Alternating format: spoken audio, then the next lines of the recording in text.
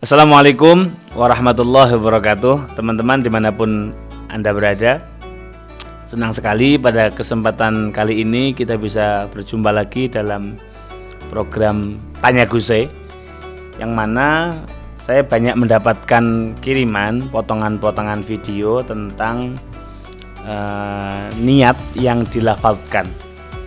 Jadi video ini bisa diputar dulu. Sholat dari dulu sampai sekarang masih usolli.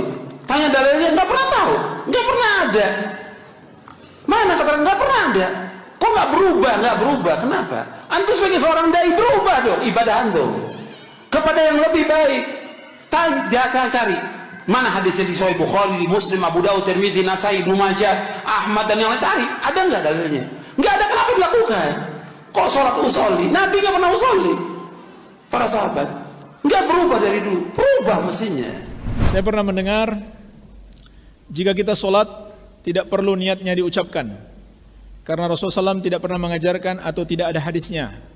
Lalu jika selama ini kita melafalkan niat sholat, apakah termasuk bid'ah, berdosa atau tidak? Ya, termasuk bid'ah. Tidak ada hadis dari Nabi SAW, tidak pula satu riwayat para sahabat melakukannya, tidak juga dari tabi'in, tidak juga dari imam yang empat. Silakan baca dalam buku-buku atau fatwa-fatwa imam yang empat, Abu Hanifah, Malik, Syafi'i dan Ahmad, tidak seorang pun mengajarkan ucapan niat. Oke, sebetulnya kita tidak akan membahas masalah bid'ah di video ini, tetapi kita lebih membahas spesifik tentang at-talaffuz bin niyah atau melafadzkan niat. Apakah melafadzkan niat itu memang sesuatu yang bid'ah seperti yang dituduhkan dalam video itu, atau memang sesuatu yang memang diterangkan oleh para ulama-ulama salaf, ulama-ulama terdahulu. Ini menjadi penting karena ketika tuduhan bid'ah itu disematkan begitu saja, maka konsekuensi berikutnya adalah kita akan menganggap atau menuduh siapapun yang at-talaffuz bin niyah ini sebagai pelaku bid'ah. Oke, kita akan berbicara dulu tentang niat. Jadi ulama sepakat bahwasanya niat itu mahalluhal qalbu. Tempatnya niat itu adalah di dalam hati. Ini para ulama sepakat. Nah, niat itu wajib dilakukan dalam segala macam ibadah, baik itu sholat, wudhu, puasa, zakat, dan sebagainya. Kenapa? Ini tujuannya adalah untuk membedakan antara perbuatan dia sebagai adat, keseharian, atau sebagai ibadah. Nah, ini bersumber dari firman-Nya Allah Subhanahu wa Ta'ala. Kalau kita membaca Al-Quran, surat Al-Bayyinah ayat 5, Allah Ta'ala berfirman, "Wa ma umiru illa liya'budullaha mukhlishina lahuddin hunafa'a wa yuqimus salata wa yu'tuz zakata wa dzalika dinul qayyimah." Wa ma umiru illa liya'budullah, tidaklah mereka itu diperintahkan illa liya'budullaha, kecuali tujuannya adalah untuk beribadah kepada Allah. Wa ma khalaqtul jinna wal insa illa liya'budun. Al-Imamul Qurtubi mengatakan dalam tafsir Al-Qurtubi yang populer dan banyak dibaca oleh ulama-ulama zaman now, ya, ketika menerjemahkan atau menafsiri mukhlishina lahuddin, mukhlishina lahuddin ay al-ibadah.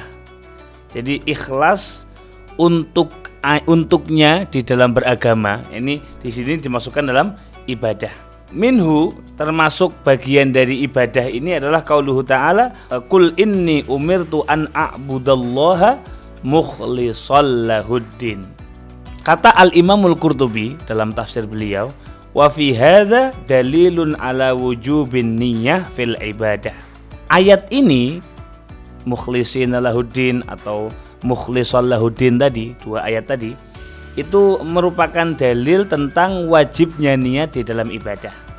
Kenapa? Fa innal ikhlasa min amalil qalbi. Ikhlas ini adalah perbuatan hati. Maka ketika Allah mewajibkan untuk ikhlas, maka ikhlas itu adanya dalam hati. Maka niat itu tempatnya di dalam hati. Wa huwa, apa itu ikhlas? Alladzi yuradu bihi wajhullah la ghairuh. Sebuah ibadah yang ditujukan untuk mendapatkan ridho Allah, bukan yang lainnya. Bisa dilihat di tafsir Al-Qurtubi. Kalau di referensi yang saya baca itu di juz 20 halamannya 144. Nah, menguatkan ayat ini Al-Imamul Bukhari dalam hadis yang sangat masyhur ya, hadis Sayyidina Umar bin Khattab, juga meriwayatkan satu hadis dari Nabi SAW bahwasanya innamal a'malu binniyat wa innamal likulli imri'in ma nawa, al-haditsa ya. Jadi hadis ini melegitimasi, menguatkan begitu, bahwasanya amal itu harus didasari dengan niat. Wa innamal likulli imri'in ma nawa. Kita ini akan mendapatkan ganjaran sesuai dengan niat apa yang kita tanamkan dalam hati kita masing-masing. Oke. Jadi ayat dan hadis di atas tadi menunjukkan menjadi kesepakatan para ulama bahwa ibadah itu wajib niat, titik. Nah, bagaimana untuk melafadzkannya? Apakah ini juga dianjurkan atau ini sesuatu yang bid'ah seperti yang dituduhkan dalam video tadi? Maka para ulama mencuplik satu hadis, yang ini hadis diriwayatkan oleh Al-Imamul Bukhari ketika beliau menjelaskan tentang babul hajj ya, bahwasanya diriwayatkan dari Sayyidina Anas radhiyallahu an, beliau mengatakan sami'tun nabiyya sallallahu alaihi wasallam, beliau mendengarkan Nabi Muhammad sallallahu alaihi wasallam yulabbi bil haji wal umrati jami'an. Nabi Muhammad ini yulabbi, labbaik Allahumma labbaik, labbaik la syarika laka labbaik, baik dalam hajinya ataupun umrahnya. Faqala Bakrun fahaddatstu bidzalika ibn Umar, saya menyampaikan ini kepada Abdullah ibni Umar. Maka labba bil haji wahdah falakitu Anasan fahaddatstuhu biqaul ibni Umar faqala Anas ma ta'uddunana illa sibyana. Jadi antara Sayyidina Anas dan Sayyidina Abdullah bin Umar ini berbeda pendapat. Apakah itu hanya di haji saja atau pada haji dan umrah? Intinya ada silang pendapat, meskipun nanti oleh Sayyidina Anas beliau mengatakan ma ta'uddunana illa sibyana. Ketika menyaksikan itu kami masih dianggap kecil, begitu kata Sayyidina Anas. Maka beliau mengatakan sami'tu Rasulullah sallallahu alaihi wasallam yaqul, Nabi Muhammad berkata dan saya mendengarnya, kata Sayyidina Anas, labbaika umratan wa hajjan. Kalau bahasa Jawa labbaik itu dalam. Oke ya Allah, umratan wa hajjan, saya penuhi panggilanmu untuk haji dan juga untuk umrah. Hadis ini menegaskan Sayyidina Anas ingin memastikan bahwasanya talbiyahnya Nabi itu dilakukan dalam haji dan juga dalam umrah. Sayyidina Anas bin Malik ingin menegaskan seperti itu.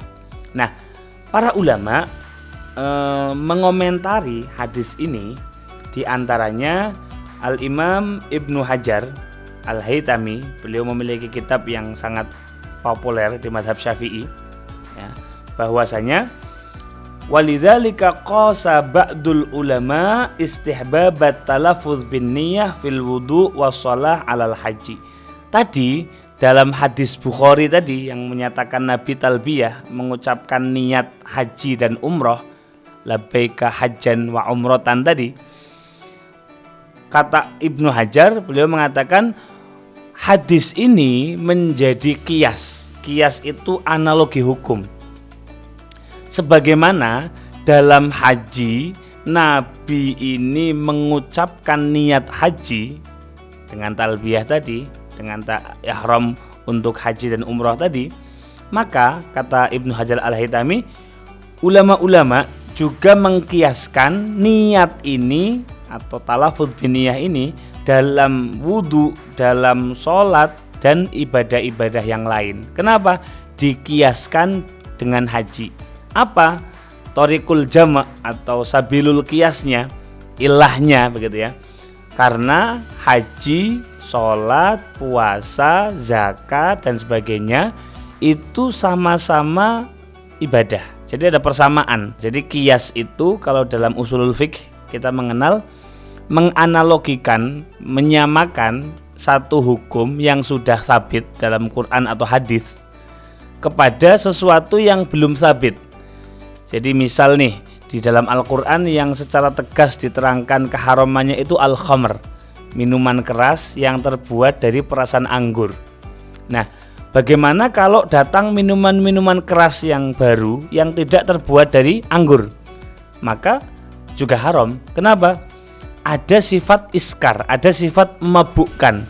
Nah, dalam ilmu usulul fiqh ini disebut sebagai thoriqul qiyas atau metode qiyas, yaitu menyamakan satu hukum yang sudah jelas, yang sudah mansus dalam Quran ataupun hadis, disamakan dengan hukum yang tidak mansus dalam Quran hadis karena memiliki sifat yang sama, memiliki illatul hukum yang sama. Kalau dalam kasus minuman keras tadi sama-sama mabukkan. Kalau dalam kasus ini talafudz biniyah yang secara tegas dinyatakan oleh Nabi bahwa Nabi itu talafudz biniyah, itu riwayat Al-Imamul Bukhari sahih ya. Maka dikiaskan juga talafudz biniyah ini terhadap ibadah-ibadah yang lain. Ini menurut Al-Imam Ibnu Hajar Al-Haytami dalam kitab beliau Tuhfatul Muhtaj fi Syarhil Minhaj juz 2 halaman 12. Apa tujuannya? Tujuannya adalah liyusa idal lisanul qalba, untuk membantu si lesan ini, membantu hati supaya lebih sabat, supaya lebih tetap. Wa khurujan min khilafi man aujabahu wa insadza, dan juga keluar dari khilaf menurut pendapat ulama yang mewajibkan talafudz bin niyat. Meskipun kata Ibn Hajar, ulama yang mewajibkan talafudz bin niyah ini adalah syadz, ulama yang nyeleneh, yang aneh. Ini dikatakan oleh Al-Imam Ibnu Hajar Al-Haytami menguatkan apa yang disampaikan juga oleh Al-Imam Nawawi. Ini yang kita pahami dalam kitab Asy-Syafi'i, kitab mazhab Syafi'i ya, Syafi'iyah. Dan juga ini yang kita baca dalam kitab-kitab mutaakhirin, dalam kitab-kitab ulama kontemporer, diantaranya dalam kitab Al-Fiqhul Islami wa Adillatuh karya Syekh Dr. Wahbah Zuhaili di juz awal halaman 142. Beliau sampai berani menegaskan seperti ini. Mahallun niyah bittifaqil fuqaha wa fi kulli maudhi'in al-qalbu wujuban. Tempatnya niat itu wajib untuk dilaksanakan di hati. Wala takfi bil lisani qat'an, maka tidak cukup niat dengan lesan saja. Wala yushtaratu talaffudzu biha qat'an, maka tidak disyaratkan sama sekali untuk talafudz qat'an, jelas itu. Tetapi lakin, ini poinnya, yusannu indal jumhur, disunahkan oleh jumhurul ulama ghairal malikiyah, selain ulama madhab maliki. Jadi Syafi'i, Hambali, Hanafi, tiga madhab ini menyatakan anjuran atau disunahkan untuk talafudz bin niyah ghairal malikiyah, selain ulama malikiyah. At-talaffudzu biha tujuannya apa? Limusa'adatil qalbi ala istihdariha liyakuna nutqu aunan ala tadzakur. Jadi tujuannya melafadzkan ini seperti yang tadi disampaikan oleh Ibnu Hajar Al-Haytami, supaya ucapan ini membantu seseorang untuk semakin fokus dalam istihdarul qalb ketika niat dengan hati. Jadi ini yang kita pahami dari ulama-ulama terdahulu, sekelas Ibnu Hajar Al-Haytami, sekelas Imam An-Nawawi, sampai ulama kontemporer yang diakui kealimannya seperti Syekh Dr. Wahbah Az-Zuhaili. Maka aneh sekali kalau kemudian ada segelintir orang yang tidak mengakui adanya khilafiyah ini.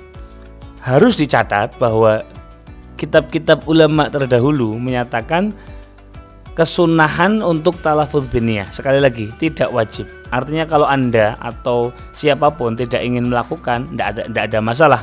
Anda bisa mengikuti pendapatnya mazhab Maliki yang memang menyatakan tidak sunnah talafudz. Bahkan ada yang mengatakan makruh indal Malikiyah. Tetapi poinnya adalah ketika Anda melakukan atau menuduh, mengatakan bahwa yang melafadzkan niat ini adalah bid'ah, konsekuensi logisnya adalah Anda menuduh jumhurul ulama, Anda menuduh Al-Imam Ibnu Hajar Al-Haytami dan ulama-ulama besar yang lebih expert ya, yang lebih alim dari ulama-ulama sekarang begitu, mereka semua sebagai ahli bid'ah. Maka ini tentu tuduhan yang serius, bukan tuduhan yang main-main. Oleh karena itu, saran saya, Anda tidak ingin melafadzkan niat, tidak ada masalah. Tetapi kalau Anda menuduh pelaku yang melafadzkan niat ini sebagai pelaku bid'ah, hati-hati, Anda telah menuduh ulama-ulama besar sebagai pelaku bid'ah. Nah, semoga ini semua menjadikan kita semakin bijak dalam beragama, tidak mudah menyalahkan begitu, tidak mudah untuk menuduh orang lain sebagai pelaku bid'ah atau melakukan amalan yang tidak ada dasarnya, karena man kasura ilmuh qallat ingkaruh, kata Said Muhammad bin Alawi Al-Maliki. Beliau mengatakan semakin besar cakrawala seseorang, maka dia tidak akan mudah berkomentar nyinyir atau tidak akan mudah menyalahkan orang lain. Demikian, semoga bermanfaat. Assalamualaikum warahmatullahi wabarakatuh.